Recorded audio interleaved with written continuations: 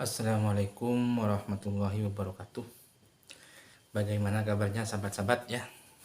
Mudah-mudahan semua para subscriber saya yang jauh di sana, yang dekat di sini, mudah-mudahan semua dalam lindungan Allah Subhanahu wa taala. Malam ini mudah-mudahan sehat selalu ya. Nah, yang bisa kami bagi, yang bisa kami sampaikan sekarang adalah dalam kitab Ta'lim Muta'lim ya. Dalam kitab Ta'lim Muta'lim karya Imam Al-Zarnuji halaman 43 ya. Di antaranya penyebab kefakiran ya. Penyebab kefakiran atau kemiskinan di antaranya ini ada berapa ini? Ada 27 ya. Ada 27 poin penyebab kefakiran atau penyebab kemiskinan. Di antaranya ini, penyebabnya ini. Ini menurut kitab Ta'lim Muta'lim. Apa saja yang pertama? Satu. Tidur dalam keadaan telanjang, ya. Tidur dalam keadaan telanjang, hati-hati. Ini makanya kalau laki-laki sama perempuan itu juga suami istri lah, bersetubuh dengan istrinya, bersetubuh ya, menggauli istrinya, itu jangan sampai telanjang bulat. Maksudnya kalaupun telanjang lagi suami lagi dikasih jatah sama istrinya, telanjang boleh asalkan masih ada selembar kain lah yang melekat di tubuhnya, atau selimut lah gitu, atau telanjang tapi pakai selimut. Jangan sampai telanjang bulat tidak ada penutup kain walaupun sedikit pun begitu. Kalau apalagi tidurnya. Tidur dalam keadaan telanjang. Jadi kalau tidur usahakan walaupun hanya sedikit kain untuk bisa adalah, jangan sampai telanjang. 2. Kencing dalam keadaan telanjang. Nah ini ya, kencing dalam keadaan telanjang. Ini biasanya orang mandi ya. Mandi kencingnya berdiri terus telanjang, itu tidak boleh. Nomor 3. Makan dalam keadaan berjunub. Makan. Biasanya suami istri ketika lagi selesai bersetubuh atau lagi selesai bersetubuh dengan suaminya, dengan istrinya, lapar gitu. Biasanya kan malam hari, jam 10, jam 11. Jam 10, jam 11 sudah mulai berperang dengan istrinya. Selesai berperang, capek, lelah, keringetan, terus makan. Setelah selesai makan itu dan kondisinya kan dalam kondisi junub, itu dihimbau tidak boleh. Dalam talim ini bisa menyebabkan kefakiran atau kemiskinan ya. Jadi makan dalam keadaan junub ini dihindari supaya tidak makan dalam keadaan junub. Nomor 4, makan sambil tiduran. Nomor 4 ini ya, bukan saya sendiri juga kadang memang ketika lupa, kadang bukan makan sambil tiduran, maksudnya tadi saya pun juga lupa makan kerupuk sambil tiduran. Karena ya, ini mungkin dengan begini kita bisa saling mengingatkan. Jadi tidak boleh ya makan sambil tiduran, tidak boleh. Terus nomor 5, membiarkan berserakannya sisa makanan. Ya, jadi kalau ada makanan, selesai makan atau makan kerupuk di rumah atau di kamar, jangan sampai membiarkan berantakan atau kotor di tempat itu. Kenapa kok begitu? Karena tempat-tempat kotor seperti itu disenangi setan. Harus dihindari, harus kita jauhi supaya tempat-tempat ini bersih. An-nadhafatu minal iman. Jadi setan itu paling suka kepada tempat-tempat yang kotor. Makanya ketika bersih, maka setan tidak akan mendekati kita. Membiarkan, nomor 6 ya, menyapu rumah di malam hari.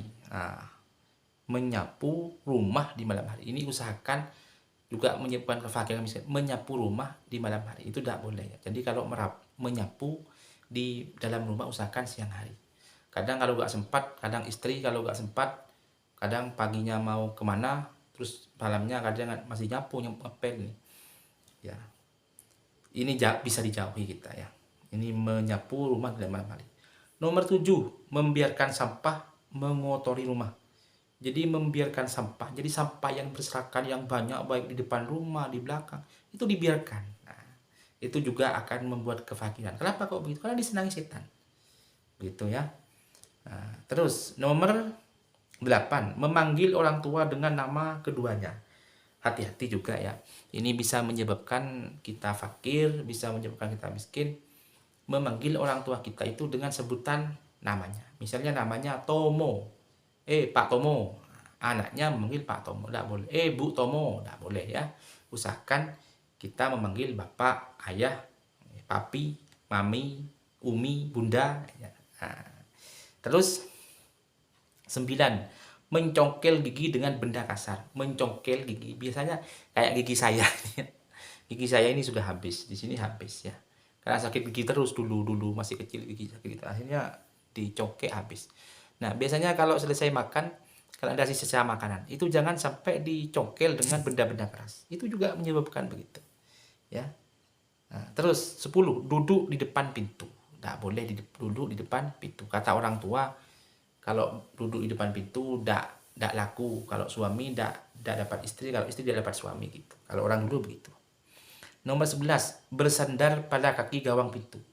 Bersandar pada kaki gawang pintu. Apa maksudnya ini? Bersandar pada kaki gawang pintu. Mungkin bersandar dengan pintu ya, dengan gawang pintunya, maksudnya cagaknya gitu loh. 12, berwudu di tempat kodok hajat. Nah ini ya, berwudu di tempat kodok hajat. Maksudnya berwudu di WC. Biasanya yang ada sering kita lakukan tuh di pom bensin ya. Di pom bensin tuh kadang tak semua pom bensin itu ada tempat wudhunya. Akhirnya wudhunya ada di tempat WC. Itu usahakan kalau memang tidak ada lagi ya tidak apa-apa. Kalau memang ada, harus kita cari tempat yang benar-benar tuh hanya untuk berbuat wudhu. Nah, ini berwudhu di tempat kodok aja. Begitu. Terus nomor 13, mengelap wajah dengan kain. Mengelap wajah dengan kain. Nah, makanya apa? Ada sebagian keterangan ya, kalau kita berwudhu, air wudhu itu diteramai, diwadahi. Maka itu bisa dibuat untuk apa? Diminum lah, untuk dibuat jamu, dibuat obat, bisa itu. Ya, sakit perut minum itu sembuh. Kalau kita meneramai apa? Sisa air berwudhu, itu kan air mustakmal.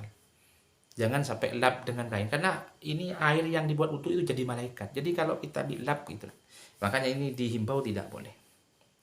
14, membiarkan sarang laba-laba di rumah. Kalau ada laba-laba di rumah ya, laba-laba kecil, laba-laba besar di dalam rumah ini, usahakan kita jangan sampai itu dibersihkan. Itu satu, memang disenangi untuk ditempati setan, dan kedua menyebabkan kefakiran. Nah, akhirnya banyak setan-setan masuk.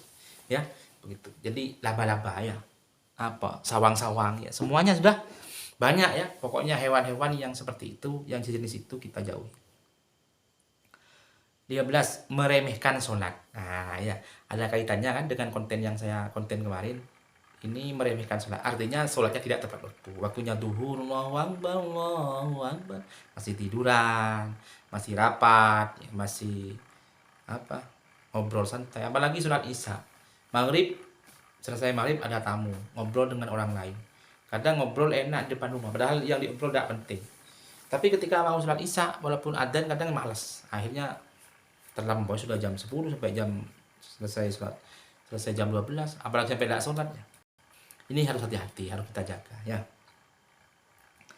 Terus 16, bersegera keluar dari masjid sesudah sholat subuh. Bersegera. Ini cepat-cepat keluar ketika sholat subuh. Usahakan ya, tidak keluar dari cepat-cepat sholat subuh. Terus 17, berlama-lama di pasar. Berlama-lama di pasar. Ya maksudnya bukan lama-lama apa. Maksudnya berlama-lama itu maksudnya ya tidak belanja lah mungkin, karena namanya pasar itu kan tempatnya untuk tempat yang paling senangi setan itu pasar. Nah, terus nomor 18, berdoa keburukan kepada anak. Ini jauhi ya. Kita anak model seperti apapun, akal seperti apapun, kita jangan sampai berdoa yang jelek-jelek untuk anak. Usahakan begitu. 19, mematikan lampu lilin dengan cara meniup Jadi kalau mau mematikan lilin, ya lilin itu mematikan. Jadi usahakan jangan ditiup. Ya, jangan, tidak boleh. Tidak boleh. Usahakan dimatikan dengan tangan, jangan ditiup, ya. Memang ada, saya pernah baca di kitab taklim itu memang begitu.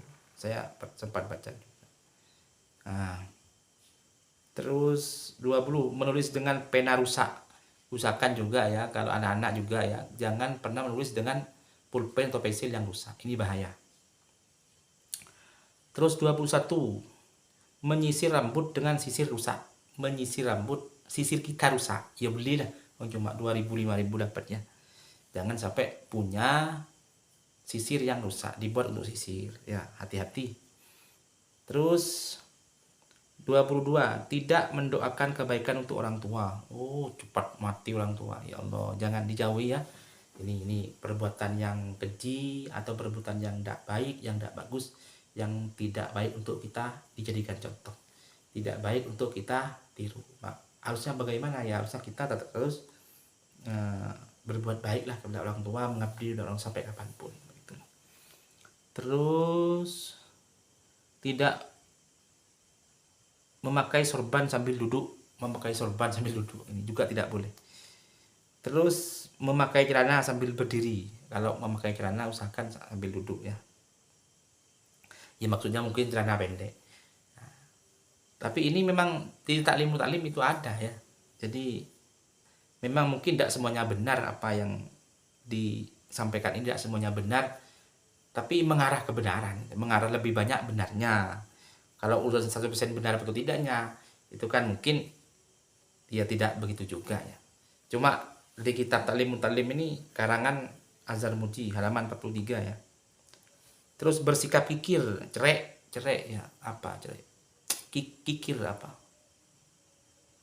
Medit ya. Berlebihan dalam kehidupan tidak boleh. Terus juga terakhir meremehkan, nomor 27, meremehkan pekerjaan. Itu tidak boleh ya. Mungkin itu ya yang bisa kami sampaikan karena sudah waktunya, sudah mau sholat isya. Mudah-mudahan manfaat ya, mudah-mudahan barokah teman-teman semuanya, mudah-mudahan dalam lindungan Allah Subhanahu wa taala. Tentunya yang menyimak dan menyampaikan mudah-mudahan menjadi amal jariah, tentunya dalam lindungan Allah Subhanahu wa taala. Amin ya rabbal alamin. Salam sehat ya, salam sukses, mudah-mudahan diridhoi oleh Allah Subhanahu wa taala. Amin.